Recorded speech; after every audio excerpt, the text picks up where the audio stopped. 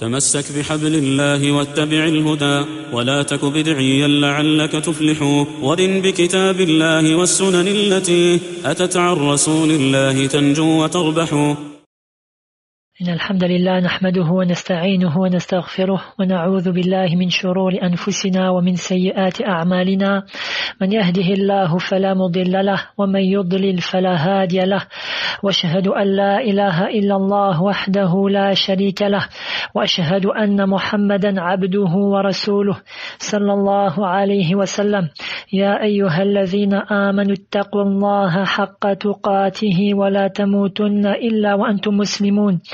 يا أيها الناس اتقوا ربكم الذي خلقكم من نفس واحدة وخلق منها زوجها وبث منهما رجالا كثيرا ونساء واتقوا الله الذي تساءلون به والأرحام إن الله كان عليكم رقيبا. يا أيها الذين آمنوا اتقوا الله وقولوا قولا سديدا يصلح لكم أعمالكم ويغفر لكم ذنوبكم ومن يطع الله ورسوله فقد فاز فوزا عظيما.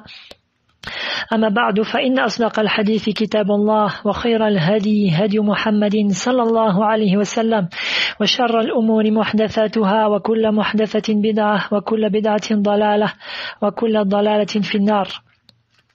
Nous continuons donc par la permission d'Allah l'explication des six fondements et nous sommes arrivés au 4e cours. Et ceci est le deuxième fondement que j'avais déjà lu en arabe, donc je répète juste rapidement en français.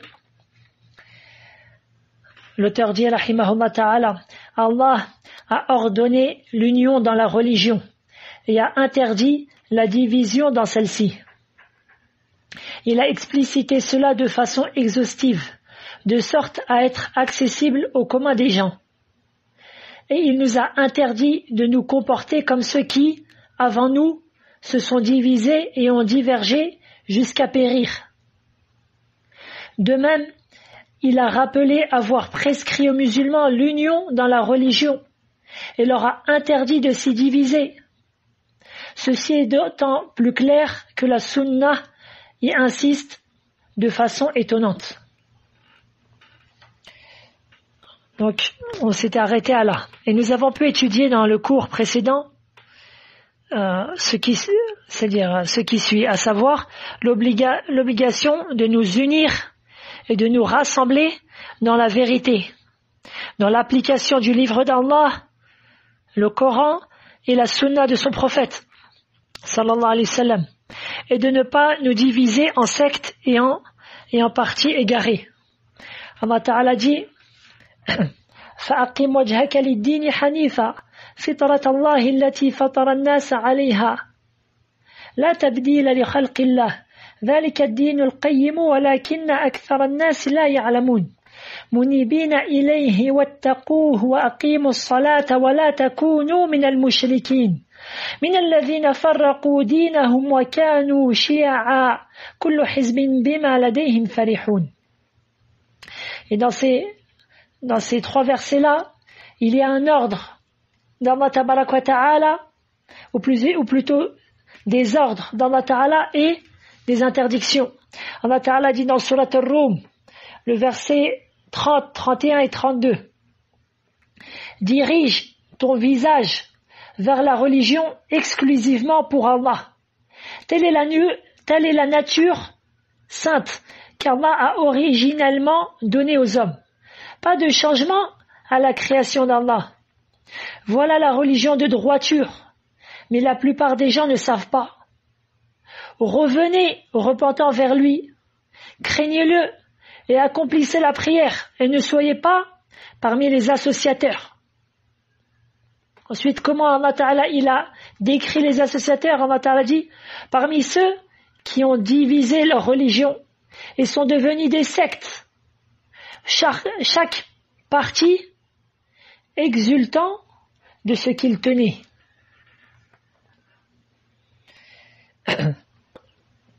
Et on prend ainsi de ce verset ou de ces versets le danger de se diviser dans la religion.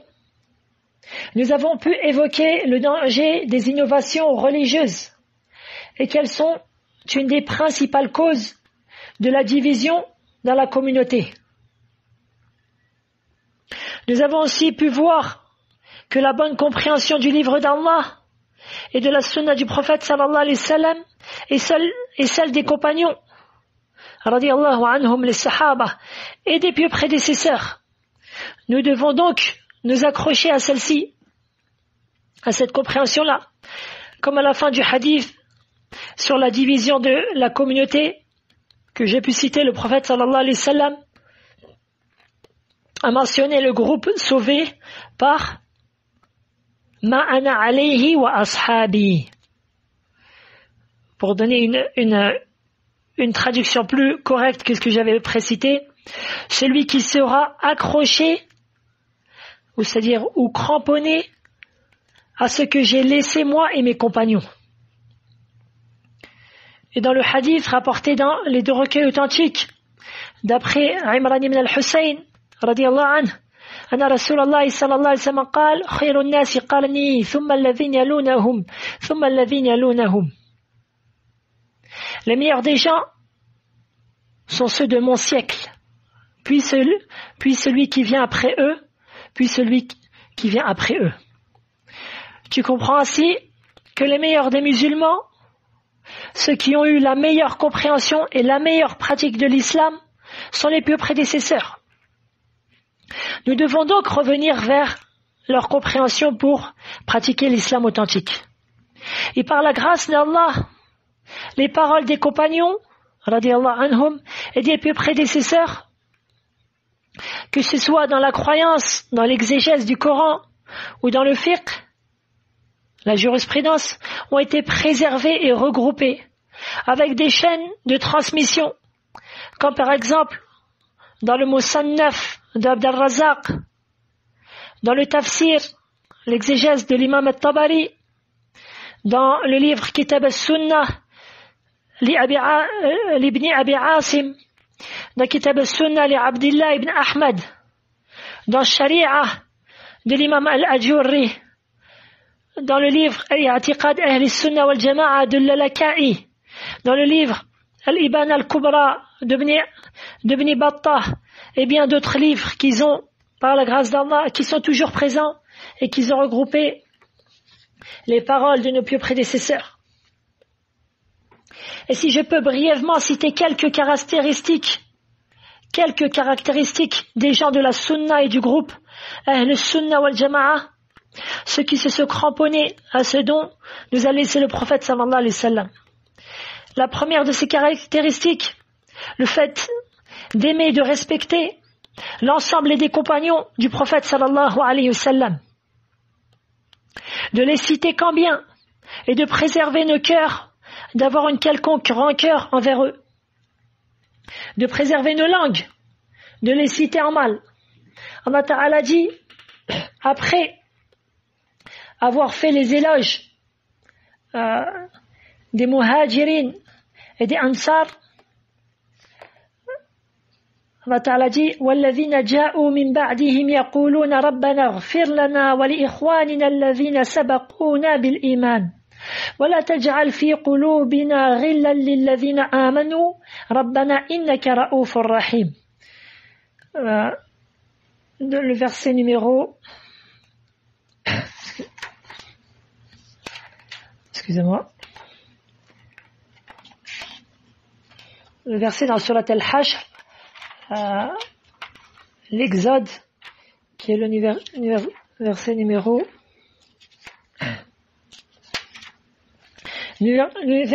10. Allah Ta'ala dit dans le sens du verset, donc après avoir cité les muhajirin et les ansar, et il appartient également à ceux qui sont venus après eux, c'est-à-dire après les muhajirin, ceux qui ont fait l'émigration vers Médine, et les ansar, les auxiliaires, ceux qui ont accueilli le prophète sallallahu alayhi wa sallam et ses compagnons, les muhajirin à Médine. Donc, Allah Ta'ala dit, après avoir cité les muhajirin et les ansar, il appartient également à ceux qui sont venus après eux en disant, Seigneur, pardonne-nous, ainsi qu'à nos frères qui nous ont précédés dans la foi. et ne met dans nos cœurs aucune rancœur pour eux ou pour ceux qui ont cru. Et ne met dans nos cœurs aucune rancœur pour ceux qui ont cru. Tu es compatissant et très miséricordieux. Donc, le fait qu'Allah a mentionné qu'on invoque en leur faveur montre qu'on ne doit pas casser du sucre sur leur dos, qu'on ne doit pas les citer en mal. Et le fait qu'Allah Ta'ala dit وَلَا تَجْعَلْ فِي قُلُوبِنَا غِلًّا et ne met dans nos cœurs aucune rancœur, ceci montre que nos cœurs doivent être saints vis-à-vis d'eux. A rapporté l'imam al-Bukhari et Muslim la parole du prophète sallallahu alayhi wa sallam La tasubbu ashabi, n'insultez pas mes compagnons. Et dans la version de l'imam Muslim La tasubbu ahadan min ashabi فلو أن أحدا أنفق مثل أحد ذهبا ما بلغ مد أحد ولا نصيفه. Dans la version de l'imam Muslim, n'insultez aucun de mes compagnons. Si l'un d'entre vous dépensait l'équivalent de la montagne d'Uhud en or, ceci ne serait pas égal à l'aumône de l'un d'entre eux, de l'équivalent d'un moud ou de sa moitié. Fin du hadith. Le moud, c'est le fait de regrouper avec ses deux mains, et de les remplir d'une denrée alimentaire, par exemple de blé ou de raisins secs ou autre. Donc, on voit à quel point Allah Ta'ala, il multiplie de par sa grâce, il a multiplié de par sa grâce la récompense des compagnons. وعن أنس رضي الله عنه أن رسول الله صلى الله عليه وسلم قال من سب أصحابي فعليه لعنة الله والملائكة والناس أجمعين لا يقبل الله منه صرفا ولا عدلا رواه أبو شيبة وحسنه الشيخ الألباني. A rapporté Abu Shayba ce qui a rendu bon l'imam al-Albani d'après Anas radiallahu anhu, que le prophète sallallahu alayhi wa sallam a dit, le prophète sallallahu alayhi wa sallam a dit que la malédiction d'Allah, de ses anges et de l'ensemble des gens soit sur celui qui insulte mes compagnons. Allah n'acceptera de lui, c'est-à-dire de la personne qui insulte les compagnons, Allah n'acceptera de lui ni acte obligatoire, ni surérogatoire. Fin du hadith, nasallahu salamata wal afiyah. Et je peux citer encore d'autres hadiths. Par exemple, ce qu'a rapporté l'imam al-Bukhari Muslim عن أنس رضي الله عنه أن النبي صلى الله عليه وسلم قال آية الإيمان حب الأنصار وآية النفاق بغض الأنصار. Le prophète sallallahu alayhi wa sallam dit dans ce hadith authentique, le signe de la foi est l'amour pour les ansar, c'est-à-dire les auxiliaires. Et le signe de l'hypocrisie est le fait de détester les ansar. De même a rapporté l'imam al-Bukhari Muslim عن البراء بن عازب رضي الله عنه أن النبي صلى الله عليه وسلم قال في الأنصار لا يحبهم إلا مؤمن ولا يبغضهم إلا منافق من أحبهم أحبه الله ومن أبغضهم أبغضه الله. Dans le hadith aussi rapporté dans les deux recueils authentiques, le prophète sallallahu alayhi wa sallam dit sur les ansar, c'est-à-dire les auxiliaires, ne les aime qu'un croyant et ne les déteste qu'un hypocrite. Celui qui les aime, Allah l'aimera, et celui qui les déteste, Allah le détestera. فنسأل الله أن يجعلنا ممن يحبهم.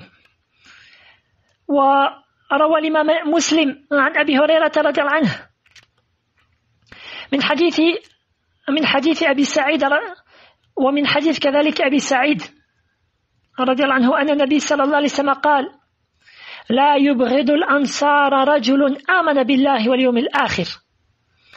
Le prophète sallallahu alayhi wa sallam dit dans ce hadith qui a été rapporté par deux compagnons et qui est dans le recueil authentique de l'imam Muslim, ne déteste pas les ansar un homme qui croit en Allah et au jour dernier. Subhanallah. Donc, vous voyez l'importance des compagnons. Et il est bon à savoir que les muhajirin, c'est-à-dire les compagnons qui ont émigré vers le prophète sallallahu alayhi wa sallam, ils sont d'une manière globale meilleurs que les ansar. Car ils ont regroupé la bonne action de l'émigration et le secours de la religion d'Allah. Tandis que les ansar, ils ont eu la bonne action du secours de la religion d'Allah, mais ils n'ont pas eu la récompense de l'émigration, car ils n'ont pas émigré. Donc si le prophète sallallahu alayhi wa sallam, il dit cela sur celui qui déteste les ansar, que dire alors de celui qui déteste les muhajirin? Nas'alallah as-salamata wal afiyah. De plus, les gens de la sunna et du groupe affirment le califat d'Abi Bakr, puis celui de Omar, puis celui de Uthman, puis celui de Ali, radiyallahu anhum. Car cet ordre a fait le consensus des compagnons. Parmi encore les caractéristiques des gens de la sunna et du consensus et du groupe, le fait d'affirmer que seul est ma'soum, c'est-à-dire est exempt de tomber dans l'erreur et d'y rester, les prophètes et les messagers, seuls eux sont ma'soum. Et personne d'autre après eux n'est ma'soum. Même pas l'un des compagnons. Cependant, les compagnons radiyallahu anhum sont des mujtahidoun, c'est-à-dire qu'ils font des efforts d'interprétation dans les questions qui demandent cela. Celui d'entre eux qui, après avoir fait son effort d'interprétation, est conforme à l'exactitude, à la vérité, alors Allah Ta'ala lui donne 2 récompenses. Et celui qui n'est pas, c'est-à-dire qui n'a pas et celui dont l'effort d'interprétation n'est pas en exactitude avec la vérité, alors il a une récompense pour l'effort qu'il a déployé, comme est venu dans le hadith authentique du prophète sallallahu alayhi wa sallam qui explicite cela. La troisième caractéristique, huwa taqdimu an-naqli ala al-aql. Le fait que les gens de la sunna et du groupe, ils font prévaloir les textes, c'est-à-dire les textes du Coran et de la sunna, à la raison. Même s'il n'y a pas de doute que la raison saine ne contredit jamais un texte du Coran et de la sunna. C'est la raison malade, la raison qui est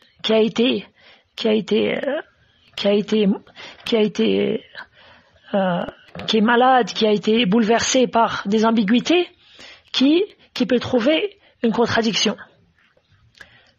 Bref, ce qui est voulu ici, c'est le fait que les gens de la sunna et du groupe, ils prennent leurs croyances et leurs dogmes à travers les textes du Coran et de la sunna, conformément à ce qu'Allah Ta'ala a ordonné. Pour citer certains versets, Allah Ta'ala dit: Ya ayyuhan nas, qad ja'akum burhanun min rabbikum wa anzalna ilaykum nuran mubina. Allah Ta'ala dit dans surat An-Nisa, le verset numéro 174. Ô vous les gens, certes une preuve évidente vous est venue de la part de votre Seigneur, et nous avons fait descendre pour vous une lumière éclatante, à savoir le Coran. Allah Ta'ala dit aussi: ittabi'u ma unzila ilaykum min rabbikum wa la tattabi'u min dunihi awliya qalilan ma tadhakkarun. Dans le verset 3 de surat Al-A'raf,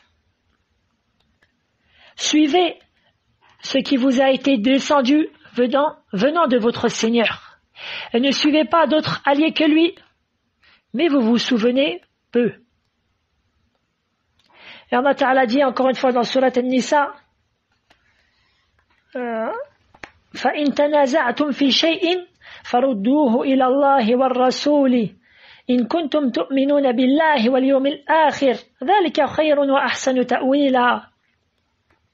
Allah Ta'ala dit: puis si vous vous disputez en quoi que ce soit, renvoyez-le à Allah et au messager.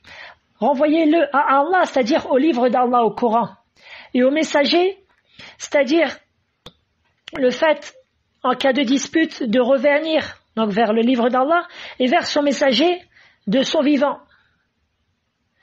Et après sa mort, salawatullahi wa salamuhu alayhi, vers sa sunnah, Donc je reprends le verset. Puis si vous vous disputez en quoi que ce soit, renvoyez-le à Allah et au messager. Si vous croyez en Allah et au jour dernier, ce sera bien mieux et de meilleures interprétations, les meilleurs aboutissements. Et par cela, la divergence disparaît et l'union dans la religion se concrétise en revenant vers la parole d'Allah et la sunna du prophète sallallahu alayhi wa sallam.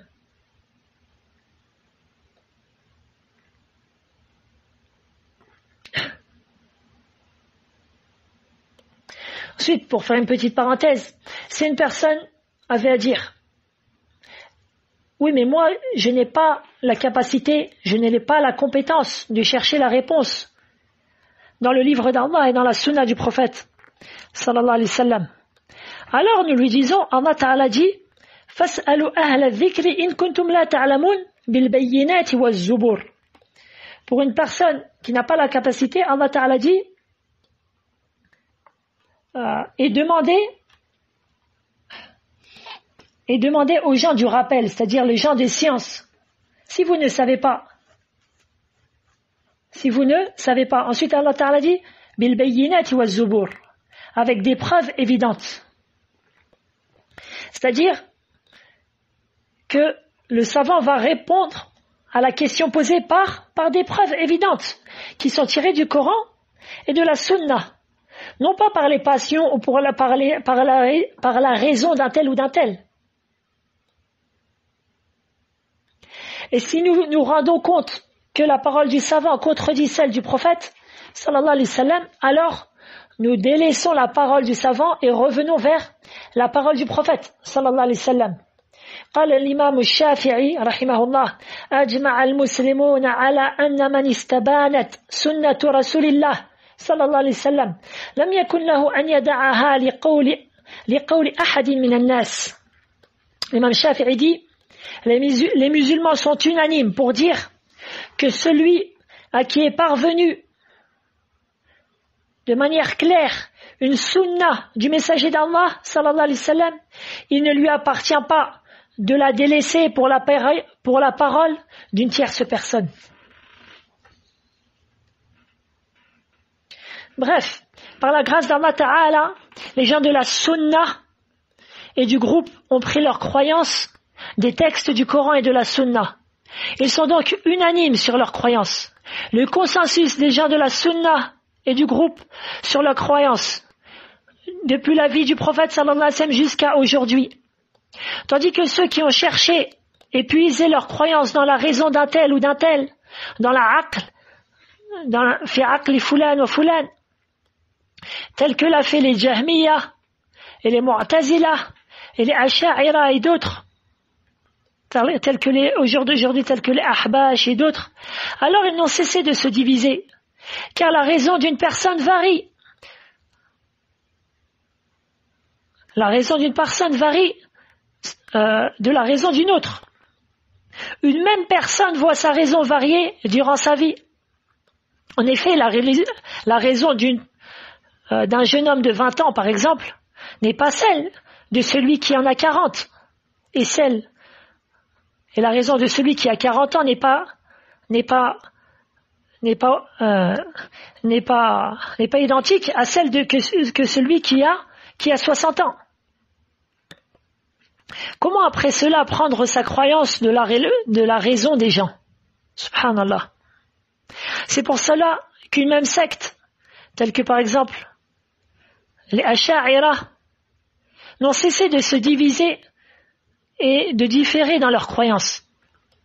La croyance des tout premiers Asha'ira est différente de celle de Al-Juhayni qui est venu après, et qui est différente de celle de Al-Ghazali, et qui est différente de celle de celui qui est venu après eux, Al-Razi. Louange donc à Allah qui nous a préservé de cela. قال الإمام مالك رحمه الله وكلما جاءنا رجل أجدل من رجل تركنا ما جاء به جبريل إلى محمد صلى الله عليه وسلم لجدل هؤلاء وكل من هؤلاء مخصوم بما خصم به الآخر. Imam Malik dit, rahimahullah, est-ce qu'à chaque fois qu'un homme qui est plus pertinent dans la polémique qu'un autre, est-ce qu'à chaque fois qu'un homme qui est plus pertinent dans la polémique qu'un autre, nous allons délaisser à cause de lui ce dont est venu Jibril sur Mohammed sallallahu alayhi wa sallam à cause de sa polémique, et chacun d'entre eux est vaincu par la parole de l'autre. C'est-à-dire l'un vient, ensuite il polémique, il triomphe sur l'autre, puis il y en a un autre qui vient, il triomphe sur l'autre, etc. Laysa ad-dinu bil ghalaba, comme a dit l'imam Malik dans une autre parole. La religion n'est pas à celui qui triomphe. La religion est selon ce que Jibril est descendu de la part du Seigneur de l'univers sur le prophète sallallahu alayhi wa sallam. قال الإمام أبو بكر بن أبي داود رحمه الله ودع عنك آراء الرجال وقولهم فقول رسول الله أزكى وأشرح. Et délaisse la raison des gens ainsi que leur discours. Car la parole du messager d'Allah est plus pure et plus explicite. Dans son poème qui est connu de tous, Al-Ha'ir. La quatrième caractéristique, et ceci revient à ce qui précède, à savoir que les gens de la sunna et du groupe yastadillun thumma ya'taqidun, c'est-à-dire ils cherchent la preuve, puis une fois qu'ils ont trouvé une preuve du livre d'Allah ou de la sunna du prophète sallallahu alayhi wa sallam, alors ils la prennent pour croyance. Et ainsi, leur croyance est puisée directement du livre d'Allah et de la sunna du prophète sallallahu alayhi wa sallam. Alors que j'ai les gens de l'innovation, ya'taqidun thumma yastadillun. Ils prennent des choses en tant que croyance, en tant que dogme, puis ils cherchent des preuves à cela. C'est-à-dire qu'ils croient en certaines choses selon leur passion, ou leur logique, ou leur raison, ou leurs rêves. Certains ils prennent leur religion selon les rêves qu'ils ont faits, ou autres. Puis ils cherchent des textes pour appuyer cela. Wallahu al-musta'an. Donc voilà quelques différences entre la méthodologie des gens de la sunna et du groupe et celle des innovateurs. Et on viendra d'autres petit à petit à travers les cours. Je finis donc la parole de l'auteur qui dit ensuite, la situation a connu un bouleversement au point où la division dans les bases de la religion et ses branches est ce qui est considéré comme la science légiférée et la jurisprudence. Je répète. Ensuite, la situation a connu un bouleversement au point où la division dans les bases de la religion et ses branches est ce qui est considéré comme la science légiférée et la jurisprudence.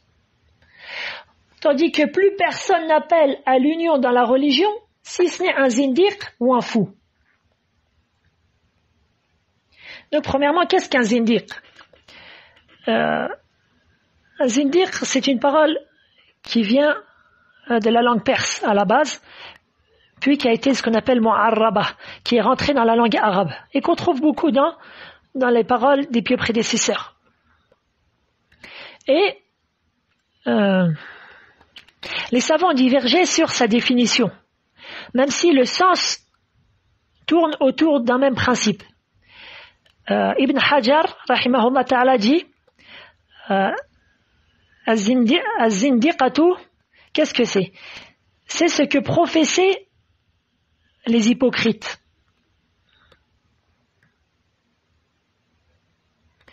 C'est-à-dire, Ibn Hajar, il rapporte la parole de l'imam Malik qui dit Zindiqatu est ce que professaient les hypocrites. Fin de la parole.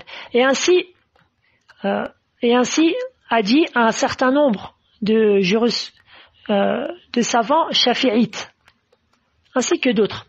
À savoir, donc Ibn Hajar il dit que le zindiq, qu'est-ce que le zindiq? C'est celui qui fait apparaître l'islam et cache la mécréance. Fin de citation. Et beaucoup de traducteurs, ils traduisent cela par l'hérétique. Maintenant, si quelqu'un avait à dire, mais qu'est-ce que, même si l'hérétique, certains l'utilisent pour l'innovateur. Donc c'est pour ça que j'ai préféré laisser zindiq. Comme ça, c'est plus clair. Bref. Alors, si quelqu'un avait à dire, mais qu'est-ce que la différence entre le zindiq et le munafiq? C'est-à-dire entre le zindiq et l'hypocrite.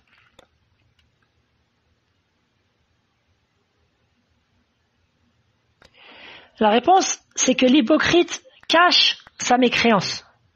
Mais une fois qu'il a dit à voix haute ce qu'il cachait de par son cœur, alors on dit que c'est un zindiq. Par exemple, quelqu'un qui prie à la mosquée, mais en réalité, dans son cœur, il ne croit pas. Nous ne savons pas qu'il est un hypocrite. Seul Allah Ta'ala le sait. Mais si un jour il avait à dire, cette personne, vous savez, moi je ne crois ni au paradis ni à l'enfer, alors on dit que cette personne est un zindiq. Et pour expliquer rapidement ce que veut par la parole de l'auteur, il dit donc, l'auteur dénigre.